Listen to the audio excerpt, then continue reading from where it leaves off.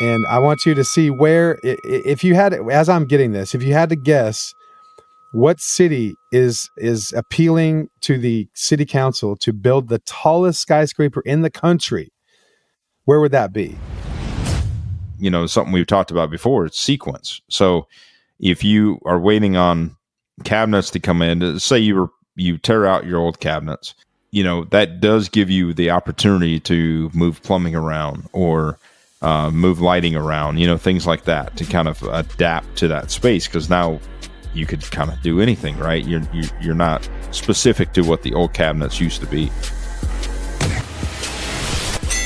You are now listening to the Real Estate Heavyweights Podcast. You see this guy here staring back at you? That's your toughest opponent. Every time you get into the ring, that's who you're going against. I believe that in boxing, and I do believe that in life. Your weekly deep dive into DFW real estate, life, and beyond. With your hosts, Tavis Westbrook and Ashton Hines. All right. Well, good morning and welcome to another episode of the Real Estate Heavyweights Podcast. I'm Ashton Hines, half of the Real Estate Heavyweights. I'm with my good friend, mentor, and a guy that's just taught me a lot about the real estate industry in the last year, Tavis Westbrook. What's going on, Tavis? What up? Good morning. Good morning. I'm doing well. You freshly off the gym, Tavis. It's a good thing, It's a good thing. I need to, been trying to get back into it for a while. Before COVID hit, I was doing actually really well and rode it all the way up until they closed the gym doors, So, and then of course, like many other people, COVID became the excuse of just disrupted my my lifestyle there for a while. So anyways, it's been a long time coming to get back into a routine. So it's going good. Shout out to my buddy James Lysing. He's been my accountability partner and been back in it as well. Again, him and I were both working out together back in 2020. So we both let it become an excuse. So yeah. I have this client I'm working with now that is he's into jujitsu, and I did jujitsu for a while when we were in Louisiana, and I just really love it. I'm really wanting to get back into that. So his talking about it, and it's such a great workout, and it's really good for flexibility. And the older you get, the more flexible you can get, and just core strength. So I think I may try that out. I don't know. I may get in there and tear a ligament in the first week or something, and decide that's probably not a good idea. Don't talk that. We've done this before on the show. We know if we talk it into an existence, it's going to happen. So don't talk about bad stuff. Yeah, I don't want bad things to happen for sure. So I need to get out and get more. We don't get more active like we used to. No, I've gotten sick twice in a row. And so I'm like sort of taking stock of this whole, what's going on? What do I need to do to just be healthier? You go from having COVID to the flu in a month period. And it's just like, man, I gotta do better. So anyway, trying to get active out there. And it's funny because one of the articles we're going to talk about here in a little bit was talking about how they really see gyms as, with all the meds that are coming down and people losing weight, gyms are going to be a huge thing in the retail space. So maybe we'll touch on that in a little bit. But first off, let's do a little bit of a market update.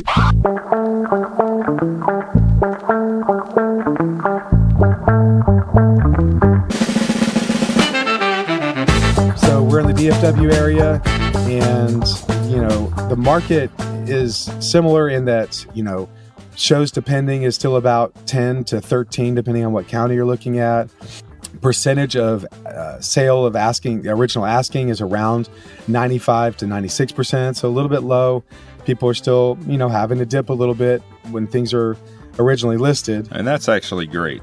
I mean, 95 to 96%. Yeah. I mean, when I got into business, it was like you were doing really well if you could get 90% of your asking price, So you're having to drop it a ton. Yeah. Yeah. I mean, and that was normal, right? Like you negotiate 10%, that was over 20 years ago. So, yeah, that's great. I mean, you could be, and again, that's average, right? So that's across the board, that's taken dated homes as well as updated homes and looking at that equation. So that 95, 96% would take it. Yeah, for sure. People are, there's still a seller's market, so you don't have a ton of leverage whenever you find, something that you want. And, everything I'm reading, it just points to inventory. Everyone's pointing at the inventory. There's just such a lack of inventory and months of supply. Our months of supply is 2 to 2.5, depending on the area you're in. And it's very, very low. And there's just not a lot to choose from. So, if you're in the market out there looking. What are you seeing on average sales price? Let's see. I think it was 440, but okay.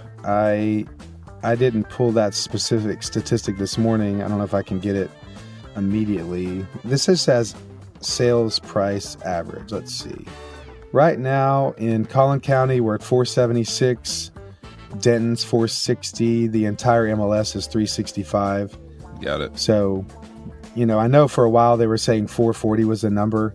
We live in a little bit of a higher end part of town. So 476 in Collin. Yeah. Wow. And that's fairly flat if you're looking over, a 12-month period, fairly flat. It looks like in January of last year, it was, it's gone up some. It's 503. There we go. 503 last January, we're at 476. So we have dipped a little bit year over year. A lot of it has to do, whenever you're on the retail side, I have a client right now looking for a really specific house. He's wanting to do a midterm rental. We put in the parameters and there was literally 0 houses available for, this size, this price, this area. I mean, it was a pretty big geographic area too. And so we're either going to have to be patient or sort of be more creative about what we're looking for. I know I had a client for a while looking for a specific neighborhood, Castle Hills. Nothing was popping up there. So, I think this is the time where you have to, if you really need to find something, you have to sort of be open-minded about different areas and different amenities and that sort of thing. So is that kind of what you're seeing out there too? Yeah, for sure. And again, it's just, it's playing with the MLS, just kind of, play with different filters and things like that to get different things to pop up as well. I've learned, it's funny because I spent many years in a buyer's market, and it used to be how tight could you get your search engine to pull up the 5 best homes, because you used to type in the buyer's market, you used to type in a search engine, and if you were too generic, you'd come up with 100 properties, and so it was like, no, I'm not sending this to my client. How do I narrow this down, to like 5 to 10 that we're going to show? We're not going to show 20 homes right now, and so it was, I remember you really had to get creative on your search engine and really dial it in. And now it's the opposite. You almost have to like open it back up, and you kind of unclick parameters to see what you're getting. And some of that becomes lazy agents and stuff like that they're not, selecting all the boxes and they're just throwing something on MLS. But I found it when I'm looking for houses for these investors. I'm going through having to cast a wide net, 3 to over 1,500 square feet, and they're just looking for cash flow. But then I'm going through and I'm spending a lot of time looking at pictures and immediately filtering something out. Okay, yeah, that's already been redone. There's just certain subjective things about a house that you can tell immediately and say, look, this is not for us, but it may not show up in a description or there's not a, has this house been rehabbed box, so there's certain things that does, you still spend your time on there. So but overall the market, our rates are holding steady around, the 7% range, plus or minus, depending on which program you're getting into. And so as we get closer to the election, that might change a little bit. A lot of the economists think that we're going to dip a little bit towards the end of this year, and the Fed inflation target rate is actually getting better, that they think they're floating down a little bit. And so things are looking decent, but it doesn't seem like the bottom's going to drop out of the rates.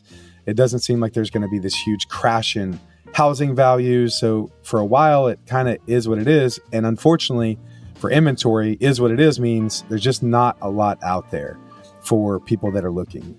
So it's just going to be a little bit of a challenge to find the right place. Yeah. I sat in a discussion last week, last year's projection, this year's projection with local counsel for a title company. And I believe you missed that, right? You didn't make that meeting last week. No. But, one of the things they said is we can expect, the idea of being back in the fives is, it is a pipe dream. We probably don't see that anytime soon. But it's sixes and sevens, and the stability for the market to survive and thrive and still move forward. 6 and 7s is fine. If we get back up in the 8s and we start getting 8s and up, then, we start getting into trouble again. So if we can maintain average interest rates in the 6 and 7s, I think the economy and the overall healthiness of the real estate market will be fine. I mean, we said it forever when we were down in the 2s and the 3s and the 4s. This is unsustainable. It's not going to continue. Take advantage of it while you can. When the interest rates were so low. So it's just people get used to it, and again, what your buying power was then with the interest rate so low, you had this crazy buying power. So it's taken a lot for people to kind of reset, and then of course values have continued to increase. So what their value could buy them for a $450,000 house 2 years ago when the interest rates were low is now less, of what you're buying a $450,000 home for now is now a $475,000 home, or whatever you said the average was. So now that's increased and your buying power has decreased. So it's made it challenging for sure, and that's obviously plays a part of inventory and speed, and how many home sales are going to happen. So, anyways, yeah, definitely, and it leads towards I went yesterday and talked with some friends, have a really nice house. They've debated on selling, but I think they're going to end up spending close to $150,000 just to upgrade their house.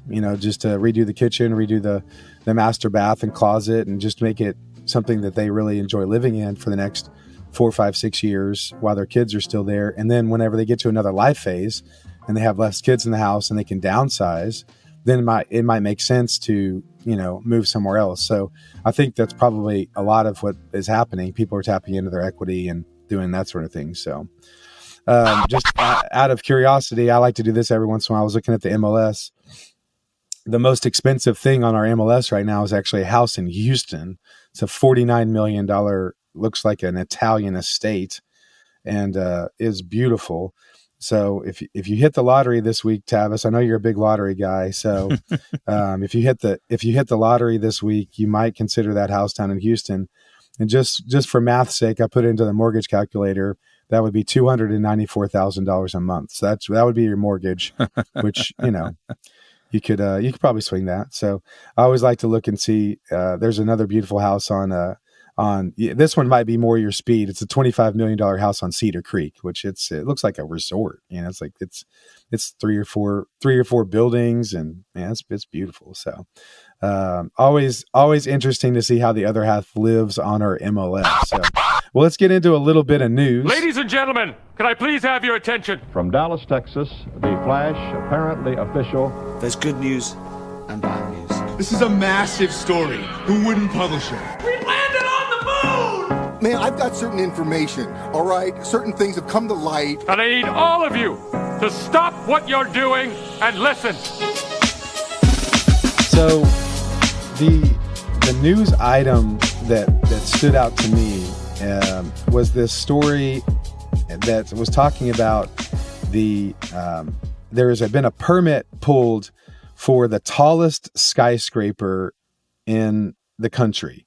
And so I'm going to send Tavis this. I didn't want to spoil it for him, so I'm going to send it to him right now. And and I want you to see where, if you had, as I'm getting this, if you had to guess what city is appealing to the city council to build the tallest skyscraper in the country, where would that be? In all the U.S.? All the U.S. In all the U.S., where would the tallest skyscraper go? I would assume it would have to be New York City. New York has the tallest one, the one center or whatever it is. Yeah, the one that replaced World Trade Center one, the Twin Towers. Yeah. That's right. Yeah, so we just got back from Chicago, had some beautiful skyscrapers. I mean, unbelievable. We went on an architectural tour there. Great. Dallas, it really doesn't even compete. I think it's Oklahoma. Yeah. No way. Exactly. Oklahoma. How are they going to do that City. with the tornadoes? They act like they've got this figured out. But yes, Oklahoma City. That was part where my brain went, right? Is thinking through weather and like what parts of the country, currently have tall buildings that sustain, through different types of weather. And Oklahoma, 1907 feet tall, 100 feet taller than the one in New York, the one Trade Center in. Yeah, and what's funny is the rendering. If you've been to Oklahoma City, it's a fine town. They have Bricktown or whatever, and there's some taller buildings down there, but it's not. And that's cool. Yeah, but it's not any sort of skyline that you would say, wow, they've really got a lot going on here. Oh my gosh. Yeah, and it's right there next to that stadium. I think we stayed right there when Gage was in the hospital. We stayed in a little hotel that was right in that little pocket right there near the boardwalk, near Bricktown. And I mean, it's a cool little pocket, but it's definitely not, New York City. So, and I just don't know who is going to the city council. I don't know, man. Can you imagine? I mean, living in that, and then a tornado warning comes, and or I mean, I guess even not necessarily if you live in it. I mean, if you work in it, but still, I don't. How could they ever get that approved with the tornadoes in Oklahoma? Well, I know when we were in Chicago, the several of the taller buildings, actually the brand new one that they just did, and I think one that they did in the last few years, they have these water tanks at the top of the building that counteract the wind. Yeah. And actually, the latest one that we saw go up had several floors towards the top hollowed out that would allow the wind to go through. So they have these mechanisms to help counterbalance the building during high winds, but Oklahoma City is a different ball game. So anyway, I just thought that was hilarious that of all the cities in all the country, that you would expect a skyscraper to go up, much less now hold the record for the tallest one, would be Oklahoma City. So okay, so every week we kind of dive into a little real estate topic or a list of the top 24 things you can do to your home and blah, blah, blah. And so this week I wanted to touch on this. I was at a client consultation yesterday with some friends. And like I said, they're looking to maybe renovate and move in a few years when they're downsizing. And so one of the things they're looking to do is renovate their bathroom and kitchen. So I was talking through some of the things you can do. They have an old tub and it's taking up a ton of room. We talked about taking that out, maybe making that a really nice walk-in shower area, and then taking their current shower and letting that be part of their closet, just a few different space things.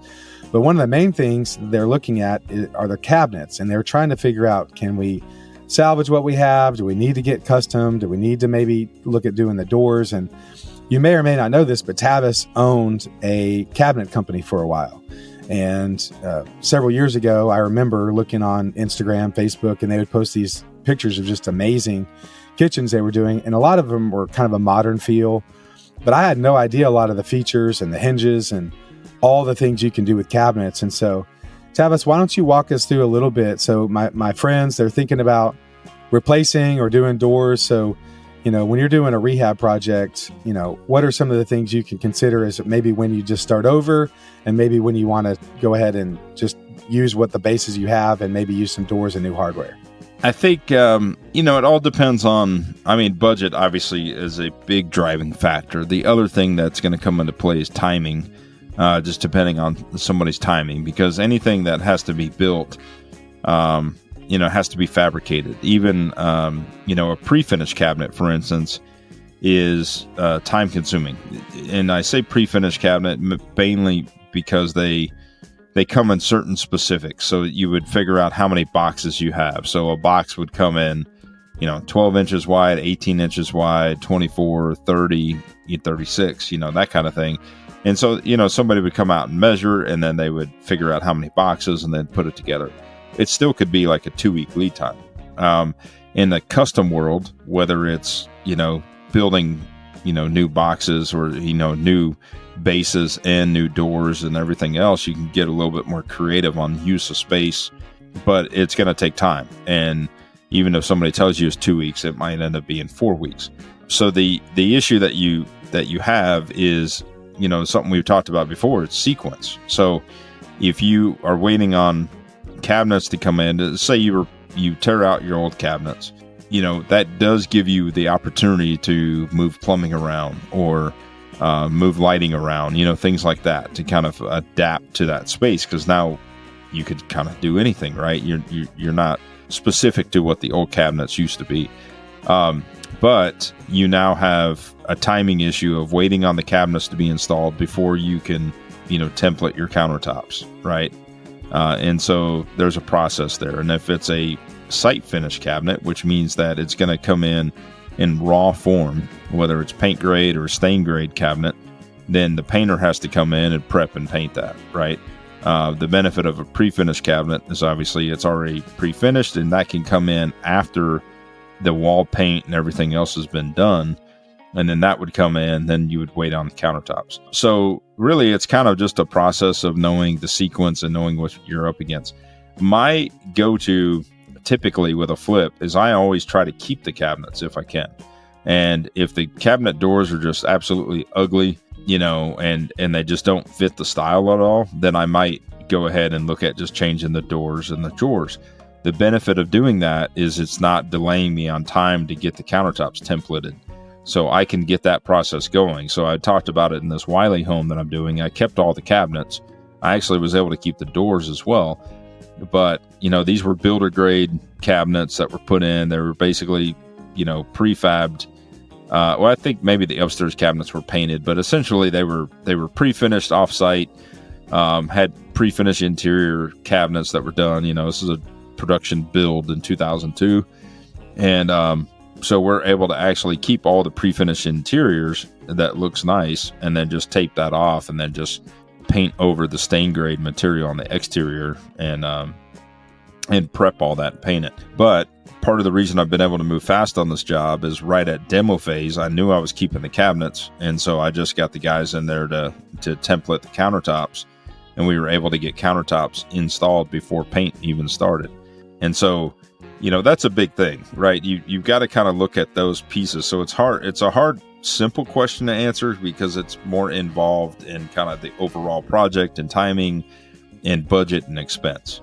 But like you've done before, you just changed out the doors. Now, mind you, when you decided to change the doors, it was kind of late in the game. Typically, you would make that decision before paint. Yeah. But if you're just changing doors and drawers, you can do that up front. You can pull it out. You can get the countertops templated, and then before paint starts, you have the new doors and drawers fabricated. And that typically might take a week. Week and a half lead time to get all those doors and drawers fabricated and installed.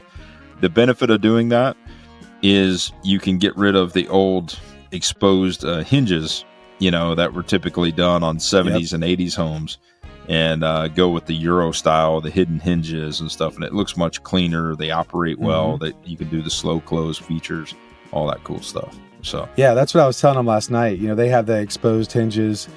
And, that's drilled into the front-facing part of the cabinet. And those European hinges are actually drilled into the inside wall there. And so you have fresh wood. And then, like you said, you can get that soft close feel. You could build a shaker-type door that's a little bit wider. It's going to cover up. They'll sand and fill all those holes, but it would look super clean, and you're keeping the same bases. And so, to me, if you don't hate the overall layout of the bathroom itself, you could go ahead and do that. Now, the problem with theirs was it was a multi-level countertop where they had a slightly higher, and then it dropped down and comes back up. And so if you don't want to keep that, then all right, now you're having to do some custom work in the middle or, fill in that sort of thing. and having to take all that into account. So talk a little bit about finishes. Typically your cabinets, you want them to be pretty durable. You want to be able to wipe down a little bit. They're going to be in areas where it's wet, slightly damp, kitchens, bathrooms. And so what's the, I know you've mentioned it's a type of an enamel finish. Typically it's not an oil finish, but it's a latex enamel. I'm not a fan of the latex product. I mean, if you're in California and things like that, you've got to kind of stick with the VOC and latex type enamel products that are out there because of their EPA regulations. Typically with us, we're still doing an oil-based enamel. Because it dries harder, it's harder to scratch. It's now typically with oil-based, it doesn't necessarily, scratch or peel, but it can chip. Because it dries like a hard coating, if you will. I like the satin finish too, versus like semi-gloss or, that kind of thing. I like just kind of more of that satin sheen. It's got a little bit of, reflection to it, but not a lot. And it just has a softer feel, especially on older trim work, like older trim doors, cabinets, things like that. I think the satin has just a really nice finish to it. Anything that once you go into semi-gloss or gloss, it's going to show any imperfection because of the way that the light hits the wood, right? So that's something to keep in mind. Stepping back just a second, you mentioned multi-level countertops. So it might be a little tricky. I mean, sometimes, most women are in the 5-foot range, right? So a lot of times the smaller basin, which would be at a 30-inch counter height typically, and then your countertop sits on top, and then your comfort height or your, not to be sexist, but the men's, vanity space typically is higher, and that would be at 34.5 inches, and then your countertop, right? And so now what you're seeing in most designs trends in today's market is most people are just going with the standard 34.5 inch countertop to keep it higher at both levels, to keep it clean. But one thing that you can do, and you might have noticed this in some of my projects, that we kept the old vanity, was we just added a above mount sink.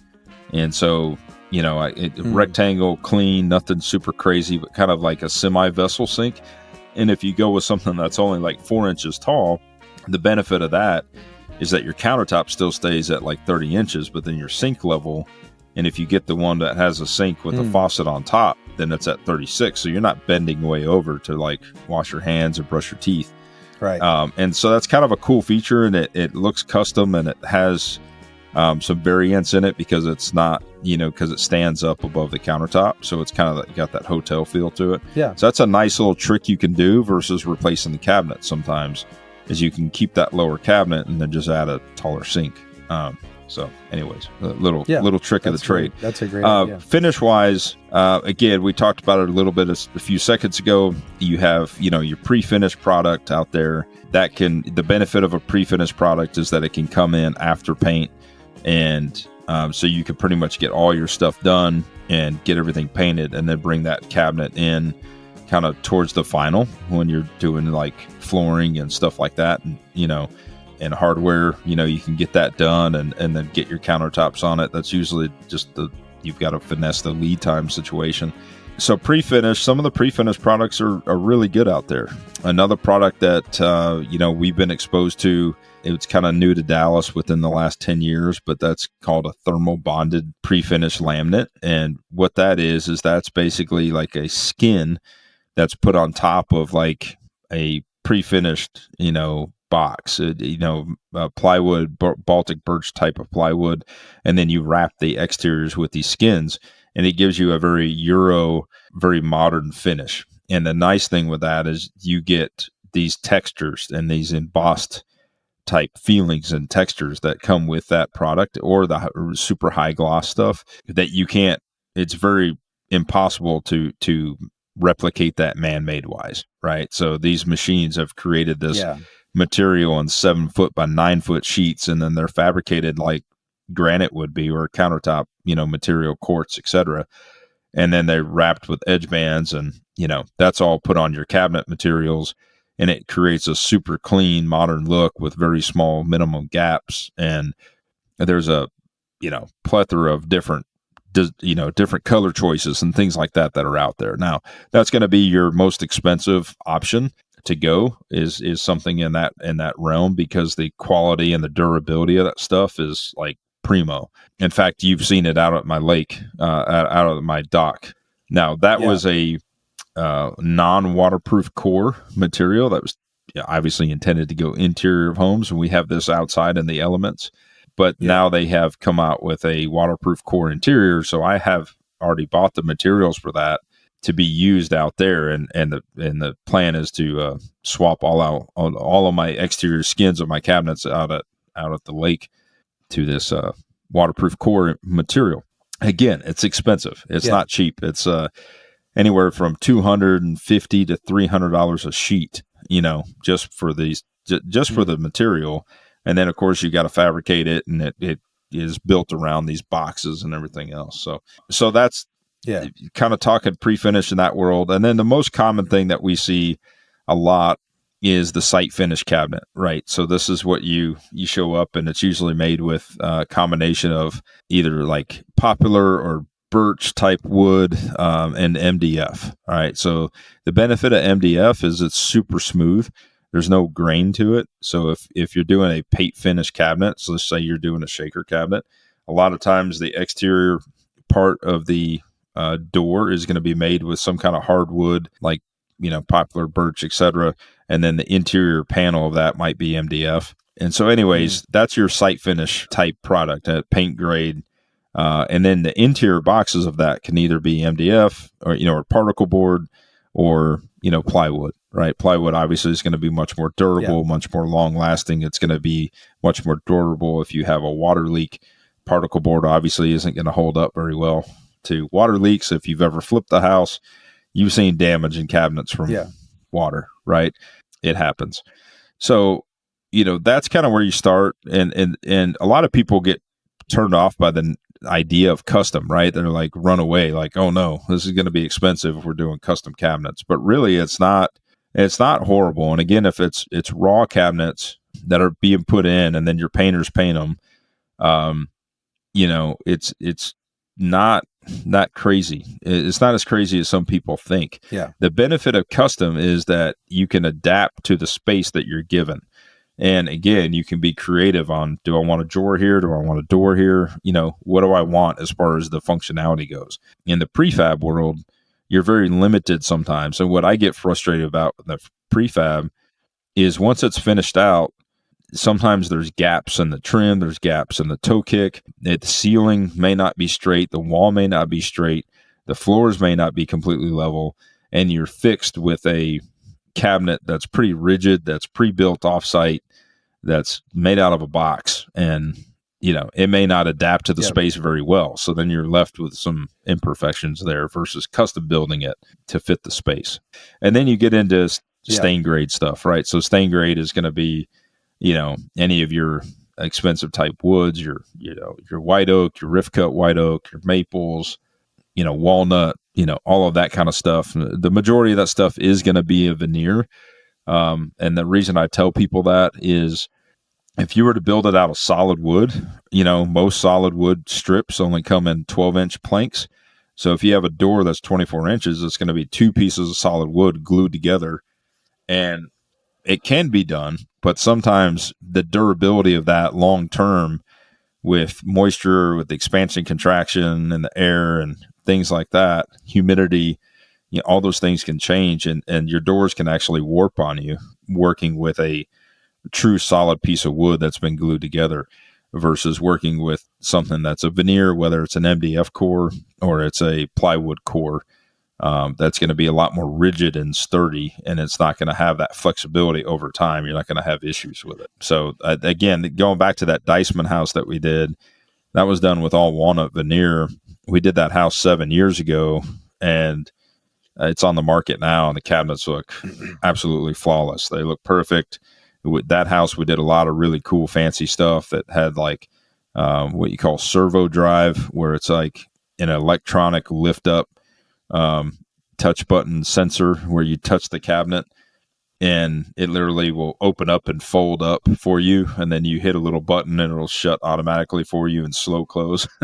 So like kind of overkill, right? That's but cool. I mean, definitely worth showing off to your friends when you're trying to get in the cabinets. You just kind of touch it and it opens up for you, and it'll soft close back in position. So, but you've got to think ahead. You got to put outlets in. You got to make sure you have a source of power. A lot of things that go into the sequence when you start getting fancy. Yeah. Well, before this episode, well, really, we had some technical difficulties. I'm hoping we're able to piece all this together, and you don't even know it. But I'm not happy with our software. But halfway through, we got cut off. We're having to start over. I'm like, look, Tavis, do you think you could just talk for 5 or 10 minutes about cabinets? And here we go. Like Tavis can you give him a part of the building process. He'll just run with it. And we didn't even talk about all that. Like I have a few videos about some cool features on how to wrap some of the interior drawers around plumbing. And then you have some really cool corner pieces that you can do to really fit some pots and pans and, things in corners of cabinets. And Tavis has a lot of dividers for his different lids and pots and pans. Everything has a place in his cabinet. So he didn't even get started on that whole world. So that might be part 2 of Cabinets 101 with Tavis, but I knew he could talk about it. He owned the company for a while. And so the bottom line is if cabinets are something that you've thought about redoing, don't let it intimidate you. You can start anything from just repainting them and putting new hardware on. We had some friends do that recently. They just fill all the old holes, repaint, put new hardware, looks great. Then you can change out the doors and drawers. Then you can go to completely custom. And from there, you can do the super high-end stuff, which Tavis has awesome videos about, where you're pushing the button and it's serving up a cup of coffee in the process, and it's got lights and all sorts of stuff. And you can spend as much money as you want on those cabinets. So, well, that's really cool. Well, if you have not yet done this, please share this podcast with a friend. Say you've never heard 2 guys talk so in depth about cabinets on a whim, and send it to your friend. Like and subscribe the podcast. We are over 30 at this point, and for whatever reason, number 30 and 31 have proven to be more difficult from a technical standpoint. And I will be tracking that now. I'm dying. Tracking out the technical issues and the little demons that are living in the computer today and yesterday. I'm not sure what's going on. So, but we have crossed over the 30 barrier. We're super happy about that. So like, subscribe, find me on Instagram, Dallas Real Estate Guy. Find Tavis. That's Travis without the R, Tavis Westbrook, Tavis Westbrook Designs. If you need any sort of design work, full blueprints, full plans, anything like that, he can do that for you. And of course, if you're a realtor out there and you have a house that you need to sell, that you do not have any luck on the MLS, or it's just an off-market deal to begin with, you don't want to mess with the MLS, call Tavis up. He's out there looking. He's looking to do something. I'm looking for a new flip. And so please reach out. We'd love to work with you. Until then, have a great day. We'll talk to you soon.